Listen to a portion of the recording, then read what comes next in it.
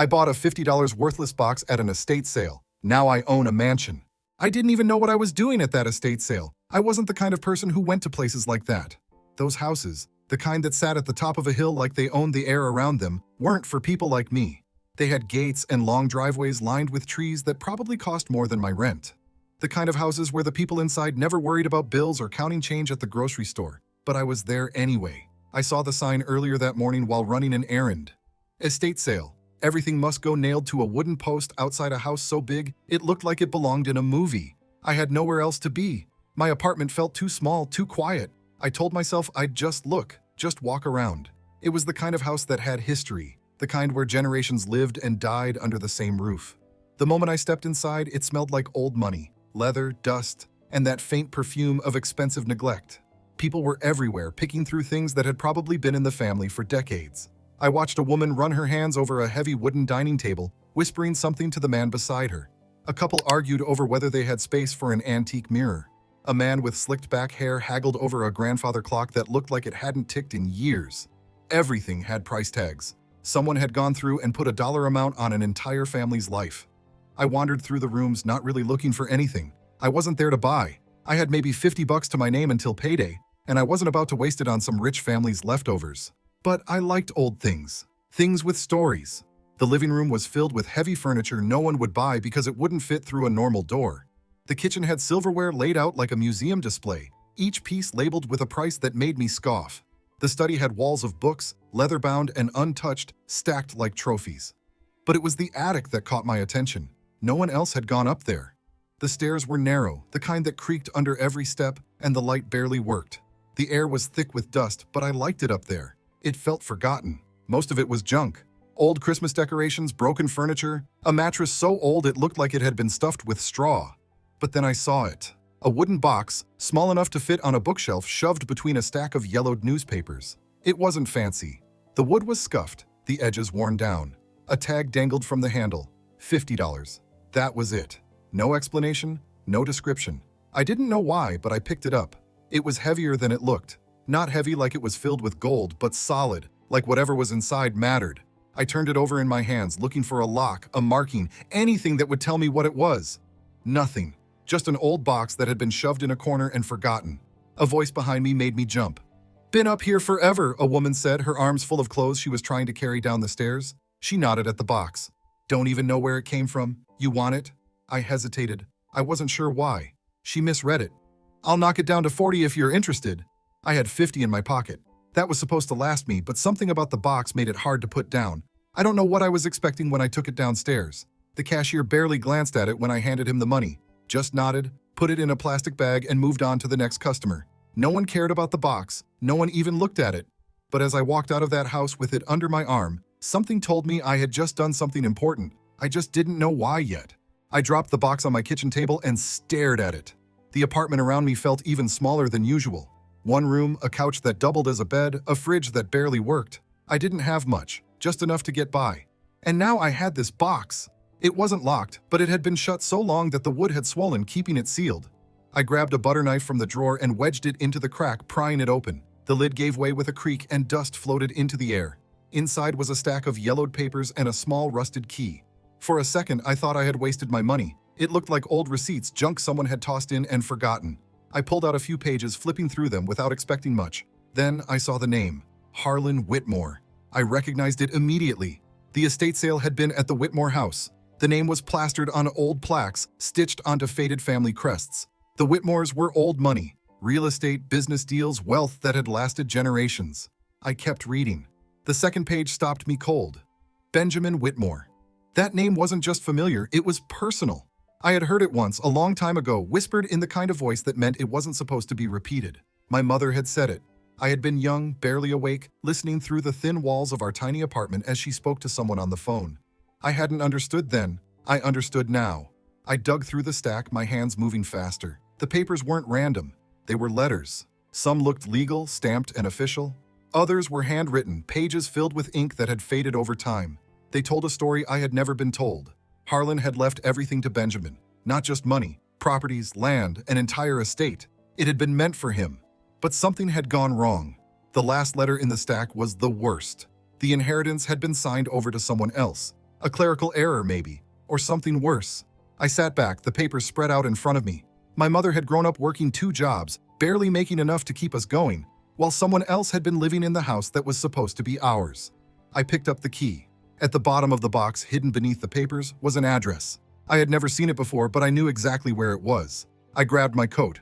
I didn't hesitate. I grabbed my coat, shoved the key into my pocket, and left my apartment without even locking the door. I didn't know what I was expecting, but I had to see it for myself. The address on the paper was across town, past the neighborhoods I knew, past the stores and bus stops and cracked sidewalks where I had spent my whole life.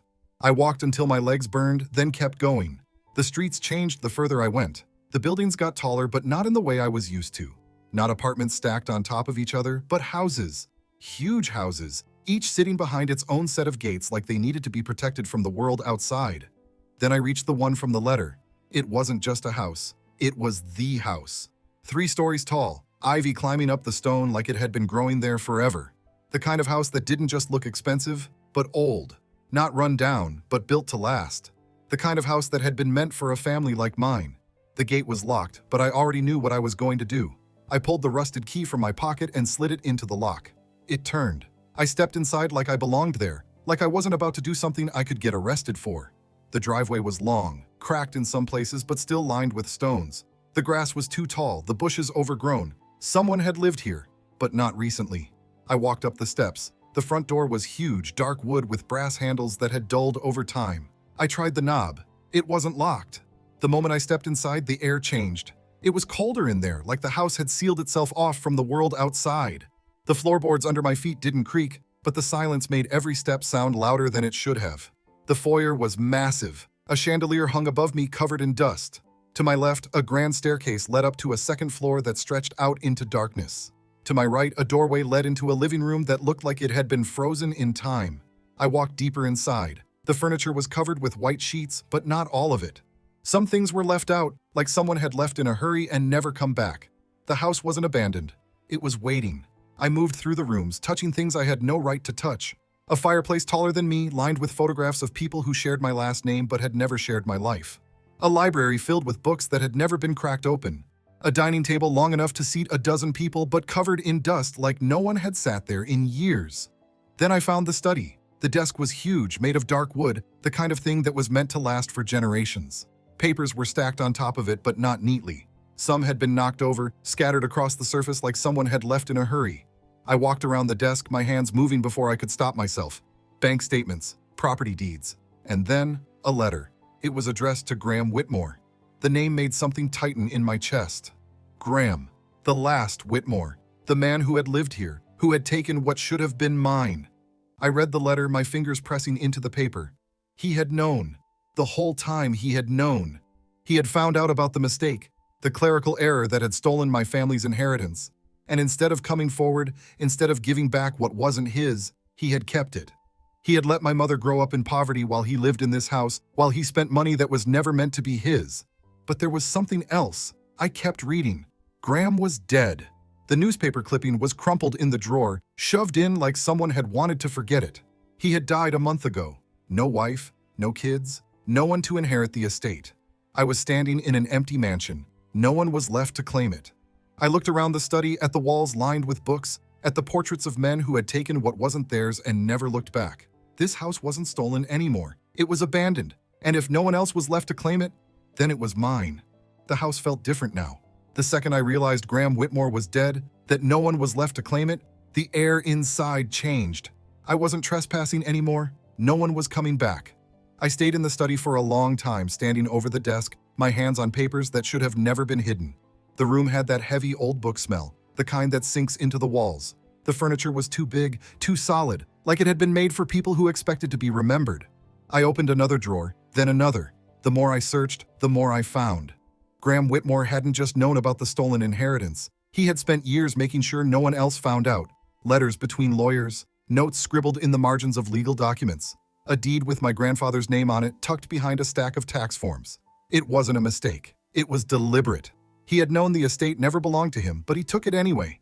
He had watched the real heir, my family, live paycheck to paycheck while he sat in this house, knowing none of it was his. I shoved the papers into a pile and turned away. The house was too quiet. I left the study and moved through the halls past heavy curtains and chandeliers covered in dust. The second floor was lined with bedrooms, doors half open like someone had left them in a hurry. Some rooms were untouched, beds still made, furniture arranged like they were waiting for guests that never came.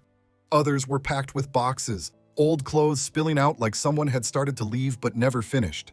At the end of the hall, a door was different, heavier, not like the others. I tried the handle. It was locked. I reached into my pocket. The key from the box was still there, cold against my fingers. I didn't even think. I slid it into the lock. It turned. The door creaked open, revealing a room that didn't belong in this house. Everything else had been grand, oversized, made for display.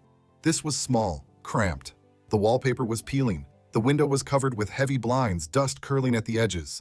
A single wooden desk sat in the middle of the room, bare except for an old lamp and a metal box.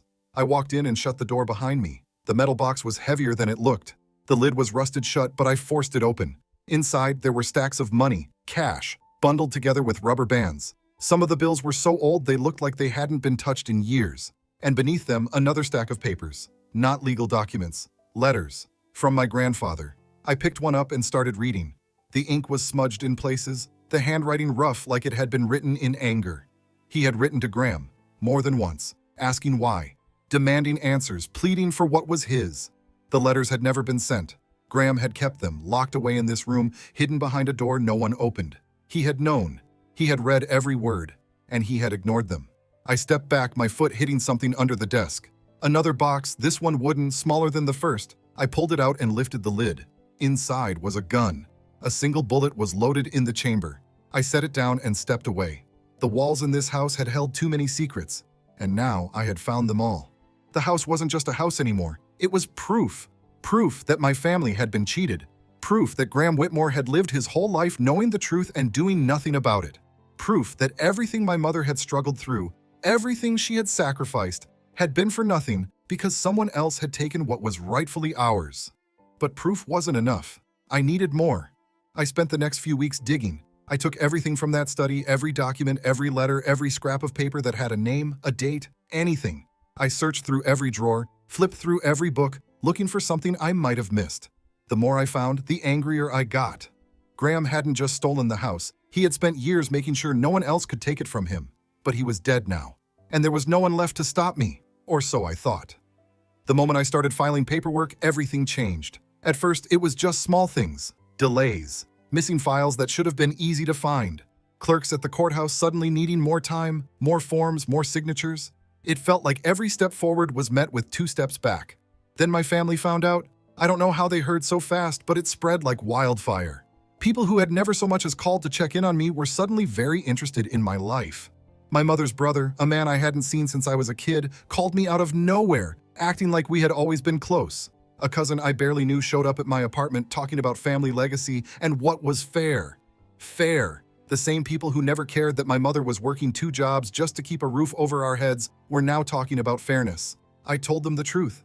The house had been meant for my grandfather. It had been stolen. I was just taking back what was ours. They didn't care. They wanted a piece of it. It started with polite conversations, but that didn't last long. The moment they realized I wasn't handing out money, things got ugly. My mother's brother told me I was being selfish, that I had no right to keep everything for myself. A different cousin, one I didn't even recognize, sent me a message demanding their share.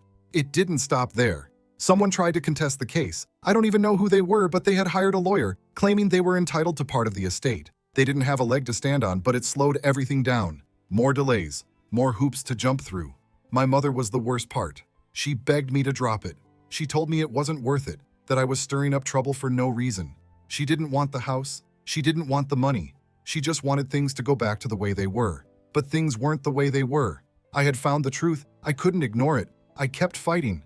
And then one morning I got the call. The court had ruled in my favor. The house was mine. Winning didn't feel like I thought it would. The house was mine. Legally, on paper, in every way that mattered. It belonged to me now. But standing outside the gates, staring up at the windows that stretched into the sky, it didn't feel like I had won anything. The house looked the same. The ivy-covered walls, the stone driveway, the heavy doors that once belonged to people who had stolen from my family. Nothing had changed. But everything had changed. I walked through the front door with the key that had unlocked everything. The house was waiting. I stepped into the foyer. The air inside was colder than I remembered, but that was probably because no one had lived here in months. The furniture was still covered in sheets, the chandeliers still draped in dust. The study was exactly how I had left it, papers stacked where I had gone through them, drawers still slightly open from when I had searched for proof. I had spent so much time fighting for the house that I hadn't thought about what it would mean to actually live in it. I tried to make it feel like mine. I pulled the sheets off the furniture, wiped the dust off the mirrors, opened the curtains to let light in. I turned on the taps, let the water run, checked every room just to know what was inside. It was too much space. The second floor had more bedrooms than I could count. The third floor was worse, unused, almost forgotten. There was an attic, but I didn't go up there. I wasn't ready for that yet. I started sleeping in one of the smaller rooms on the second floor. The master bedroom felt wrong. It had belonged to him.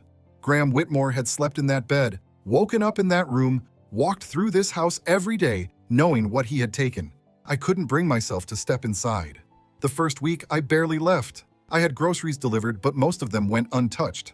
I ate in the kitchen, sitting on a bar stool that wobbled slightly because one of the legs was uneven. The dining table was too big. I wasn't going to sit at a table meant for 12 people when it was just me. I went through more of the old documents, even though I already knew what they said. I found more letters from my grandfather, more proof that Graham had spent his life lying. He hadn't just taken the house, he had fought to keep it, to make sure no one ever came looking for what was theirs. I found a safe behind one of the bookshelves in the study. It wasn't locked. Inside, there were more documents.